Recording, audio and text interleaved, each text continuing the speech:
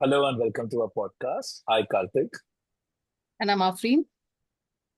And today, both of us are going to talk about our favorite Oscar nominated movies.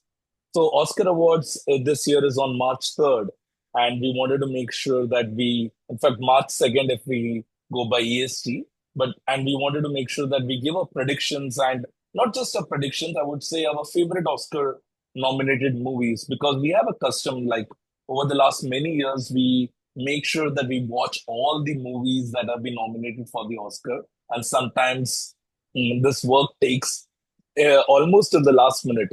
I remember the last time I did it, I watched the movie until the award was about to be, given to the nominated contestants. So we try our best to watch all the movies and then, we discuss them and we love some, we don't love some, but we like to share our opinion on that. So that's what we're going to do today. We're going to we're going to keep it simple and short.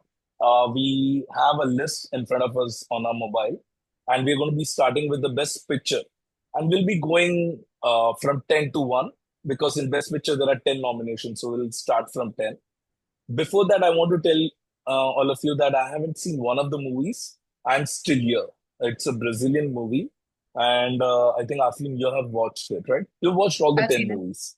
Yeah. Yeah, yeah. So for me, I'll have top nine and not top 10. So I'll start with my number nine, and you can start with your number 10. In fact, why don't you start with your number 10 so that we are on the same Dune. page for them? Dune is number 10. Okay. Dune is number 10. Anything you want to mention about Dune? Did you like it in the first place? Okay. I don't like the actor, I think, so then I don't like his movies as well.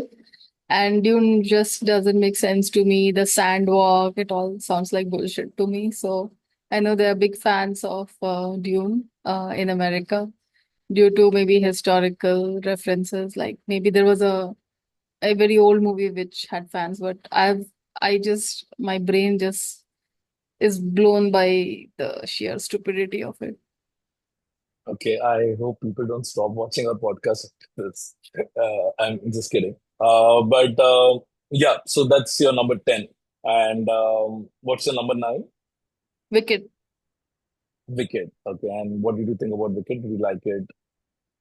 Wicked, I thought that they took a classic, which I can watch over and over and over and over again and sing its songs and find joy in the characters like million times. And just the memory of it like brings good feelings to me. They massacred it with a shrinking, hairy Ariana Grande is shrinking.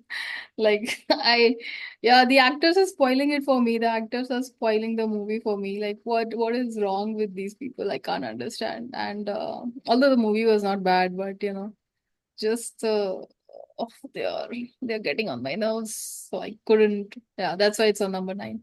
But yeah, you appreciate the scale of the movie, the thought of the movie, but they Yeah. massacred the classic. Okay. I mean, I personally believe because I'm a filmmaker myself that there should be a little less harsh on movies, I'm sure, and actors and everyone who's involved. But nevertheless, let me start with my number nine. My number nine would be Wicked as well. And I liked the movie. I loved Sound of Music, and we rewatched it again. Sound And of you, Wizard sorry, of Wizard of Oz. I'm really sorry. I rewatched Wizard of Oz just before we were supposed to watch the movie, Yeah, me too. uh, and since this movie was supposed to be a prequel to that one, right?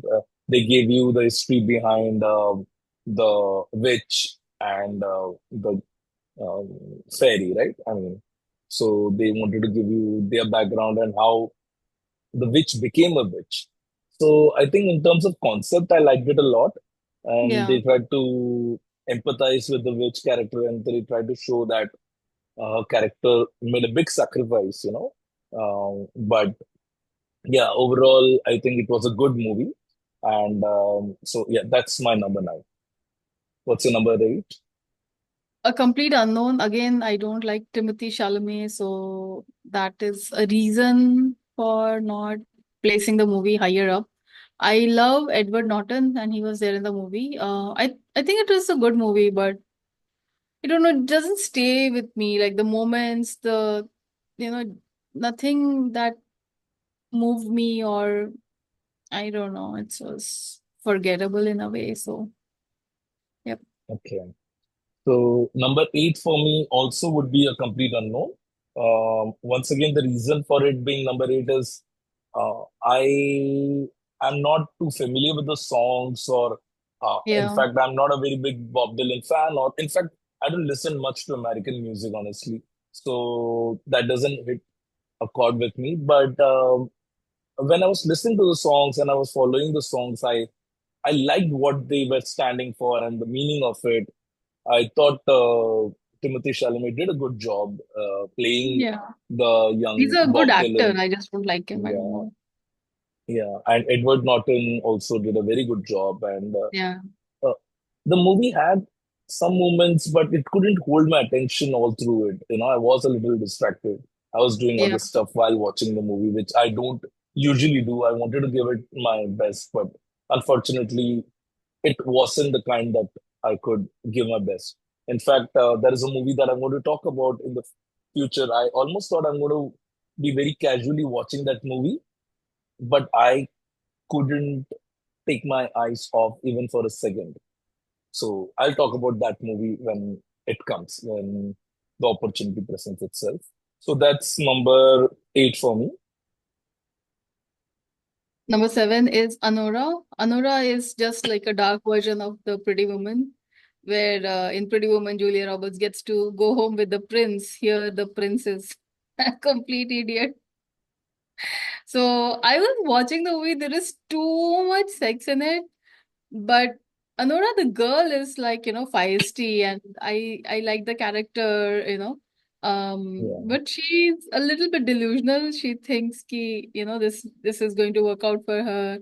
She goes and resigns from her job, like, hey, I'm getting married to a millionaire and all that, with like a lot of yeah, like, like if you won a lottery, you'd be like, fuck, fuck, fuck you guys, you'd say that to your boss and walk off. right, So right, right. yeah, it's a very dark version of Pretty Woman. So the entire movie, I felt like her character and the way she fights the goons, and I feel people like those can never lose in life. Like they will always like survive. They will thrive. Even though they feel that they are going through pain, Mhm. that is somebody's target. Right. So a very great character, but there was just a lot of sex and nudity, I felt like, which wasn't there in Pretty Woman or the version we saw as kids.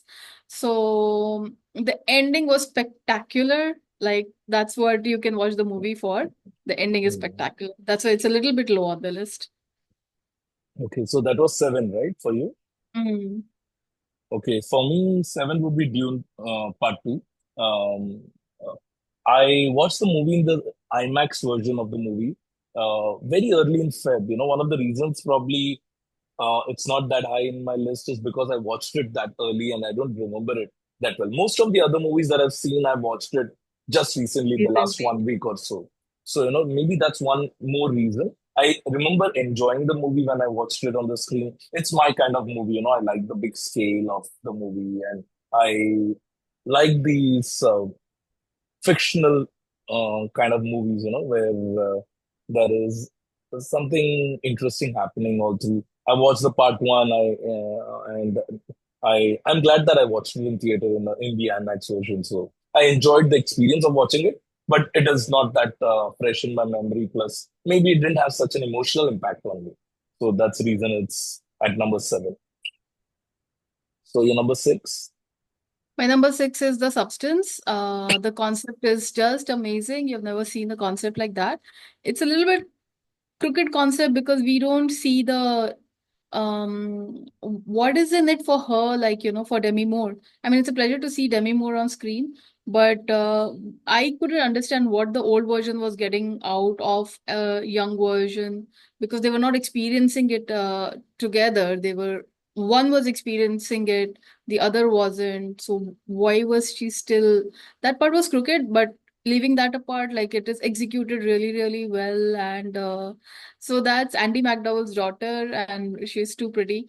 Like she's going to go places as well. So acting wise and concept wise, it was a great concept. It kept you, engaged, and you're Yeah. like a little bit blown away by what is happening, things that happen in the showbiz world and how people deal with it and all that, and the young and the old juxtaposition. So amazing concept. So that's why it's a little bit high on number six. Yeah, I would rate Substance at number six as well. Um, Oh, Once again, we watched it together, I remember, and when we watched it, I remember that it was a little too dark and too crazy, But I think that's what appealed to most of the people in the jury and even the audience, because you're like, is this really happening? I mean, obviously it's a fiction, but the way it's happening and the level of craziness just keeps going up and up and up and up to the it has. point that it just becomes extremely weird and crazy. So I think uh, part of me keeping it at six is because the craziness was a little too much for me, or else it would have been a little higher in the list. But the reason it's at six also is because of the craziness and madness in the movie. The performance was Yeah. extraordinary by Demi Moore, and Demi and the other yeah, girl also is good. yeah. So yeah, so number six for me. Sorry, number five. Number five is Emilia Perez. I like the concept of a gangster who is transitioning into a woman, and then he wants to get away from it all, lead a different life, but he can't live without his family. Comes back. I like the concept. Mhm. Like, where do you see a gangster, like a macho gangster, turning into a woman, and then and that actress was like so good in her Yeah, rendition of the character. So again, a good concept, and it kept you like engaged. It was I saw it on Netflix, so not a theater experience. But yeah, Zoe is good. Zoe is going to take the Oscar for sure because the others in the category don't even like compare to her. So yeah, number five for me. okay, that's wonderful. Um, I can also, I think I will also keep this at number five, Emilia Perez. Um, sorry. So I just watched it like, a couple of hours back or 3 hours back. I watched Emilia Perez and I had no idea about the story of the movie. So I was surprised by the story. Um, and sometimes it felt like a Mexican soap opera at times. And it was a musical as well. But I think it kept me amazed all through the 2 hours that I watched it, and I was like, "Oh, really?" A lot of things that were happening, like the twists and turns. Parts of it felt like the Hindi movie Chachi Chasobis, where he gets to spend time with his children as a woman, and he cannot tell his children that he is the father, but he's so happy to be with them, and and his wife who's separated from him, so those things were they were reminding me of that movie. And I think Mrs. Doubtfire was similar as well, right? Parts of it. Obviously, Mm. it wasn't exactly the same because, here he changes his gender. But yes, that aspect of the movie was wonderful. And the actress played it really, really well. So outstanding performance. And yeah, I would say I would rate it at number five. It's a very good movie. By the way, Num- we have not synced our numbers. They are just syncing. I'm very surprised by how they're syncing because usually our yeah, opinions are diametrically opposite. So I'm very, very surprised they are kind of syncing till now. Let's see now. So number yeah, five yeah. is Nickel Boys. Actually, I Number four. appreciate. We are done with number five. Number Yeah. four is Nickel Boys. Nickel Boys is a very serious movie, and I was not connecting with it because of the camera movements, but according to Hmm. Karthik, it was very effective for him. I think it's rather a small a space experience. Some movies needs that intimacy, which Hmm. the large scaleness of the theater kind of spoils it by if the camera was like moving that much. I think Karthik saw it and he was like, "Nee, it was effective. It was like a lesson in filmmaking and all that." But for me, it Yeah. was just getting too much, and he saw it with subtitles, so he understood it more. For me, it was a very big struggle to understand what they were saying most of the times. I only understood maybe 70%, but I understand the importance of such a movie. I know that it must have resonated with a lot of people, and I appreciate that somebody takes the time out to research and bring these topics out and makes a movie about it. It's not easy, and it's difficult as a subject. It's difficult to market such movies. It's difficult to make such movies. So I understand the importance of such movies, and it is a good movie for sure. So that is number four. Yeah, I would actually resonate with you on the same. For me, also number four is Nickel Boys. Um, More so because the top three are better than Nickel Boys. Not Yeah, because Nickel Boys deserves to be at number four. yeah, Um, I loved Nickel Boys, and once again, a movie I saw at home with subtitles, so those things helped. And you rightly pointed out the intimacy of watching a movie like this, right? But it just kept amazing me as an the as and when, progress. I'm sorry, the movie was progressing, I kept getting more engaged in the movie and the way they shot the movie. It's like a point of view movie, and initially you see the point of view of one of the characters, and then you see the point of view of another character, and then the two of them interacting with each other, and there is a very good twist in the end, which I think you didn't get because you were watching it in the theater, and a lot of things got missed in between. So I think we should watch this movie again when I come to the US. Yeah, it's a nice. I'm sure you will relish the experience of watching this movie. It's No, got a lot of. Uh, I mean, you feel sad when you I'm watch the not a movie filmmaker, also. Karthik. I don't want to watch it again. I don't want to Uh, be sad all over again. yeah, but yeah, I mean, the fact that it's a true story, not the Nickel Boys was not the name of the institute, but it was Yeah, another name in Florida, I think.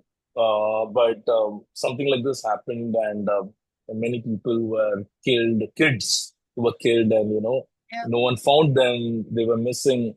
So that in itself is so heartbreaking and heart-wrenching. So it's a movie yeah, that will stay with you after you finish watching yeah, it. So for for sure. sure, it's a wonderful movie. Unfortunately, it is with some other greats in this category. So it's at number four. My number three is Conclave. So Ralph Fiennes is like, I'll see anything of his. I think I once showed Karthik the English Patient and he was thoroughly bored, I think. He was like, it's too long and it's too boring and he went off to sleep. But I love him. And I think he's like one of the greatest actors, the greatest actor Yeah. ever, like The Menu, previous years, and all. Voldemort, Huh? Harry Potter, Voldemort, Matlab, I'm Voldemort. not a Harry Potter movie fan. I'm a Harry Potter book fan, but Okay. also, yeah, he brings a fierceness to his um portrayals, which like he scares you. Like I think I'll be scared if I met him. Like I shouldn't, but I will. I'll be like, oh, if I talk to him, like I should be to the point or something like that. I don't know. So yeah, I love him. And the movie, oh my God, it just kept getting better and better. I was 10 minutes late, but I was so involved. Oh my God, it just blew my mind away. I did a review. I insisted that Karthik and me do a review, like me talking about it, because it was outstanding. It just kept getting better and better. It's the kind of movie where the perspective keeps changing every 15 minutes. You're like, I'm on his side, I'm on his side, I'm on his side. And it touched so many things, beautifully shot, and it lets you into the Vatican world, like you are not like really privy to. So I love Conclave. And when it won Golden Globes best screenplay, I was like, obviously, it's the only movie that should win best screenplay. There is nothing like it. Like so, yeah, Okay, same with me. Number three is Conclave. Once again, it's a movie. When I saw the movie, I thought it's going to be my best movie of the year. But after that, I saw couple more movies which I liked better. Once again, Ralph Fiennes, I love him as an actor. And sometimes I feel that he could have been a great Joker as well. He has that kind of yeah, personality where he could have played Joker like yeah, anything. And uh, there is one dialogue in the movie. I mean, it's not the right thing to say dialogue, but there is this thing that he says about certainty. I wish I could have recorded it because it was one of the best lines in the film. Absolutely wonderful. Like, the gist of it is that you cannot do things with certainty. You should not do things with certainty. There should be some doubt in whatever you do, because faith also requires you to doubt. You cannot be certain that, yeah, this is what I follow, because when you're too certain about things, then you don't allow the room for other people's beliefs, or Yeah, you there become is less less tolerant, I tolerance. feel. Yeah, Yeah. exactly. Karthik, we're So just thinking too much. What is happening to us? yeah, so number three, I would give it to Conclave. I think you have one movie left which I don't have in my list because I haven't watched it. So I'm expecting it to come anytime now. So Yeah. number three is, yeah. You're just like you're becoming me, I feel, and I'm becoming you. So number two is I'm still here. So this is about the brutality of the dictator in Brazil. I didn't know that. Like in 1970s, this happened to multiple families where even though they were not directly involved or something, like, if they were communists, they were put into prison, tortured, and then also they died. And like the father would be taken away. So this is a family of one story of one family, Mm-hmm. and how it affects us. The father is taken away and the mother is taken away as well. Even the girl Okay. child is taken away and she's sent back. And I think the woman, so the father goes away to the prison and we don't see him much, but the uh, lady of the house, the mother, she is who like pulls the movie through. So this is like a foreign category film. The Mm-hmm. point that it is in the main category of Oscars, it means it's a brilliant movie. Like the last Yeah. time this happened was for Life is Beautiful, and it actually won. So you can understand that I'm Still Here is, I'm very, very torn between I'm Still Here and The Brutalist, because they're similar. It's a story of one family representing the torture that people went through in a dictator's regime. So, but again, the actress was superb. Like she was so restrained, and her voice, like even my level, it was not reaching. It was like Mm. Urvashi's, how Urvashi speaks. Oh my God. Okay. So it was very restrained. It was very dignified. It was very your heart goes out to her because she has to take care of like n number of kids. I don't know. She has like 4 5 kids. Um, I don't even know how she did it, but more than that, it is about multiple. It represents the mass of people who are nice people, who are good people, and who are doing good, and they suffered. So, it was a revelation. It was an important story, and it was important to tell the world that this happened in Brazil, and it shouldn't happen in the future. I think it kind of like opens up people's mind that this is bad, like you can't do that and you shouldn't do that. So I'm Still Here is number two, obviously. Okay. I haven't seen I'm Still Here, and I wish I'd watched it. I didn't know it's so high in your list. So, I couldn't watch this movie because it's not available here.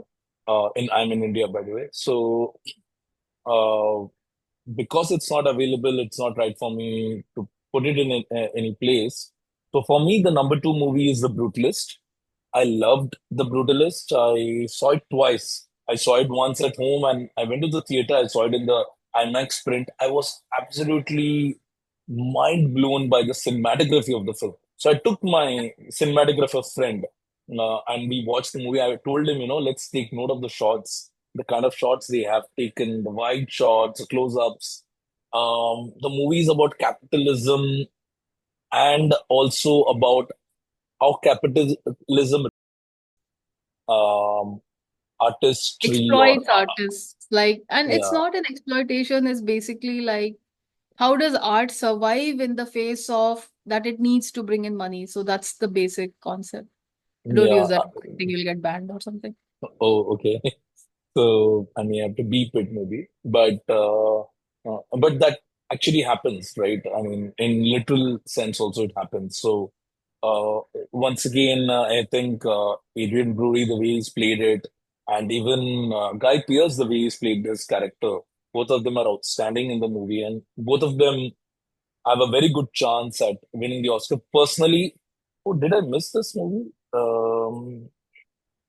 No, it isn't nominated, right? What was that one where oh, The Apprentice, I'm sorry. Yeah, it's not in the best film category, but yeah. So he has done a great job, Guy Pearce, and obviously Adrian Brody, and the way he emotes and um, he's so real in his performance. The attitude he carries of being an artist, and at the same time, he ends up begging when he is not getting what he wants or what he's ready to forego his fees, and he doesn't care about those things. He just wants his vision to be there, and in the end, you see his vision, and you're like mind blown by his vision, right? I mean, especially that marble and the way the cross gets The reflected light, on yeah. it. Yeah. So mind-blowing movie, Brutalist, outstanding. I loved it. So that's at number two for me. And That's I my think, number one, basically because Adrian Brody took a break after I don't know when, and he's a painter in real life, like he paints. mhm. So I love the movie because it talks about architecture, and the library he designed was just outstanding. So my interest just like peaked from there because I was like, oh, this is like my interest. Like, I can watch a home video for hours. Yeah. Architecture and interior design, I will always be interested in. So, and Adrian Brody is simply outstanding. I've not seen The Pianist, for which he won Oscar last time, decades back, but Mhm. he is simply outstanding. Like I can't even like say anything about him. He's just one of those actors who acts in one movie in 20 years and they steal the limelight from everybody. Apart from that, it also talks about how he escapes from a concentration camp.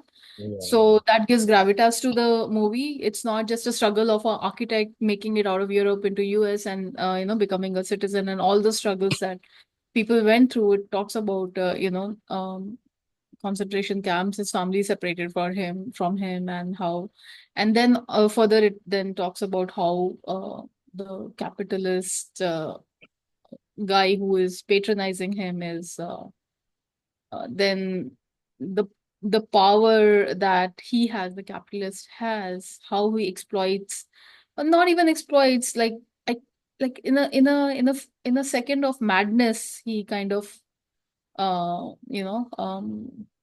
that's does. always there. It's not just a second of madness. It's always there in his character. He has that um, issue because he's not as educated or as artistic as Adrian Brody's It character. could have So gone it either way. it It is a could have lingering gone feeling. into admiration and worship. Uh, like, So you there are good at was this a and part I'm of good it at was there. this. Yeah. Yeah, there was that I was also. very shocked by the ending. I was like, क्या क्या हो गया? Like, Right, right, why? right. Why? Can you not give us a happy ending, please? Like, why would he do that? Like, I was like, I just wanted to kill him right there and then. But yeah, The Brutalist is a very large scale, 3.5 hour movie, never seen with an interval in theater, like, and people are watching it, and it's just iconic in its execution, I feel, yeah. Absolutely. So I will come to my number one movie. I just saw that movie a couple of hours back. I was very sure until I watched that movie that Brutalist is going to be my number one movie. But when I was talking to you about me thinking that I'm going to be very distracted, I had my mobile in my hand while I was watching that movie, thinking that I'm going to look at my mobile while watching the movie. So that is Anora. Absolutely madly fell in love with the movie. It was so good. Like, when it started, I had no idea about the story of the movie. I had no idea that what it is going to be talking about. And the initial portions felt so real, absolutely real. And then this millionaire comes in, unbelievable, suddenly it goes into that fictional space without getting fictional. Because for a minute, you're like, is this really happening to her? And she's also in that zone. Is it really happening? And so many things happen to her. She just loses her mind, and they go to Las Vegas, they're having fun, and they're spending a week together. Until then, she's still an escort. She knows she's an escort and she's having fun, but they are vibing with each other. And then the thing happens, right? When he proposes to her, even at that point, I was like thinking, okay, is it going to be like one of those movies, Baghi, which we have in Hindi, and any other such kind of movies where. But he was such a young boy that I always knew that I'm not. I don't think this is going to work out. But But still, I was hoping. he dropped her, I like, mean, it we let's wasn't. not talk about those things because it might spoil. I mean, we have already spoiled it, but it's okay. But at that point, I was like, is it going to be real? And I was But the trying lack to, of consciousness was just like, anyways. At that point, I thought, okay, is this movie going to be about their romance, how they run away mm, and going to live together? Is it going to go there? And then something else happens. The parents get involved, the goons get involved, the movie goes somewhere else, and it just keeps going in a completely different direction. It becomes a little Tarantino-ish, which I love. I yeah, love Tarantino, right? So it becomes a yeah, little Tarantino-ish, and then yeah, once again, the girl, the way she's performed and yeah. outstanding. That guy, I don't know his name, but I'm 100% sure now that he is nominated for the supporting actor. Oh, the I don't bodyguard. know his, yeah, the bodyguard, uh, Mm. He was good, Euro yeah. Borisov. Yura Borisov. I don't know if he's the same Like, guy. I see these actors and I'm like, where are all these actors? Like, never seen before. They come and give the performance of a lifetime. I'm like, Yeah. how are they finding these people? Like, it's just outstanding the way Hollywood Yeah, operates. Like, he's just, Yura Borisov. So Yura yeah, Borisov and this girl, they are like outstanding in the movie, and yeah. they take the movie to the next level. And yes, the climax is really heartbreaking, and the absolute climax of the movie inside the car, uh, of her connect with that character and how is he's the only guy out of all of them who is compassionate towards her from the beginning. And although he does a few things which is not right, but he has his reasons for doing it. But he's the only guy who's extremely compassionate towards her, and they kind of form a connection towards the end. Not I sure if think it's he going to likes take her anywhere. spunk. Yeah, I'm not sure if it's going to go anywhere. But more than that, he's compassionate towards her. He understands. Probably he Mm, relates. He knows that we are from that section of the society who's just going to be discarded at any given point of time without any reason. No one is going to care about her. I love the yeah. way the father laughs when the mother is being ridiculed because I think the mother's character was the kind. Overpowering. Hello. Can you hear me? I can barely hear you. Once again. Hello. No? I mean, I can hear you, yeah. Yeah. Sorry, my AirPods is losing its touch. I was watching two movies back to back on it. Anyways, so number one, I know this will not win the award. I Yeah. think Brutalist is, if you ask me my prediction, I would say Brutal. my prediction is Brutalist. Yeah. But if you ask me my favorite movie, it's not just amongst the Oscar movies.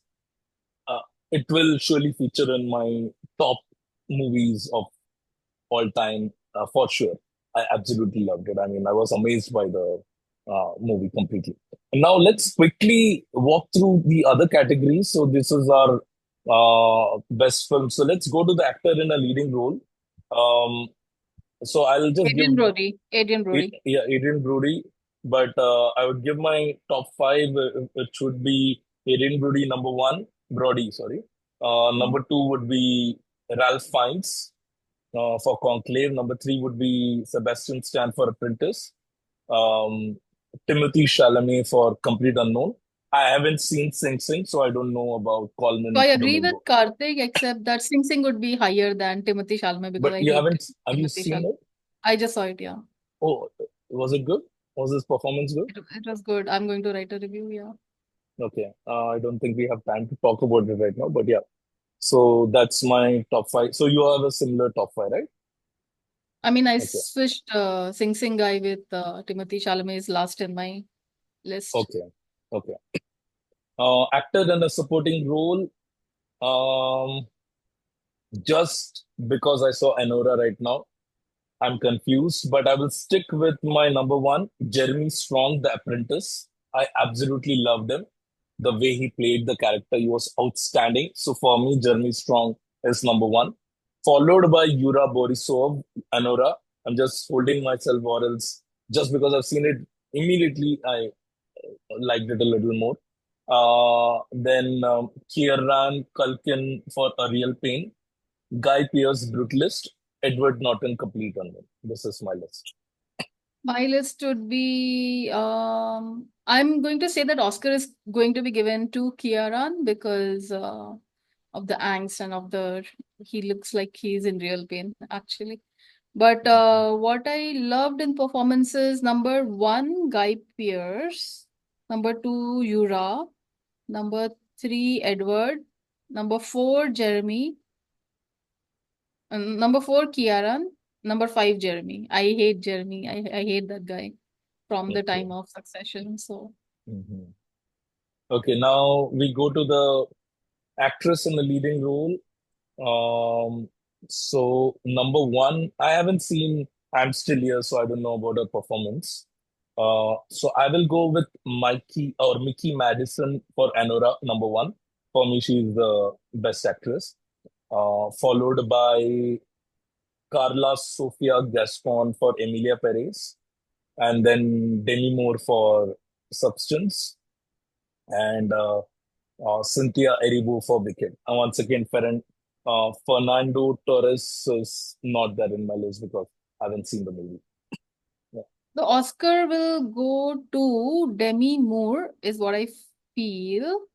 My favorite was Carla from Emilia Perez. Mm-hmm. My second is going to be uh no, my favorite is actually I'm Still. Is this a leading lady? Huh? Then I'm Still Here is my favorite actually, number one. Mm-hmm. I hope she wins, but I think she will not win and Demi Moore will win Okay. because of the kind of subject that she dealt with. Okay. So I'm Still Here is my favorite. Second is Carla. Third is Demi. Fourth is Anora. Fifth is Wicked. Okay. Cool. Last category, and we have only 1 minute left. So number one for supporting actress would be I will go with Zoe Saldana, followed by Isabella Rossellini for Conclave, followed by uh, Felicity Jones Brutalist, Ariana Grande Wicked, Monica Barbora. I don't remember her. A complete unknown. I think I don't. let's I will finish the. switch Ariana Grande with Monica because I didn't. I don't like the way Ariana is physically looking, and it just bothers me. So I'll just switch that. But the rest, I agree with you. And for me, I think Zoe is going to win the Oscar. Okay, and that's it. So thank you for watching our podcast. This is our predictions. I hope the best win, and we will connect with you after the Oscars and celebrate our predictions. Thank you again, Thanks, Aafreen. Karthik. Thank you. Bye.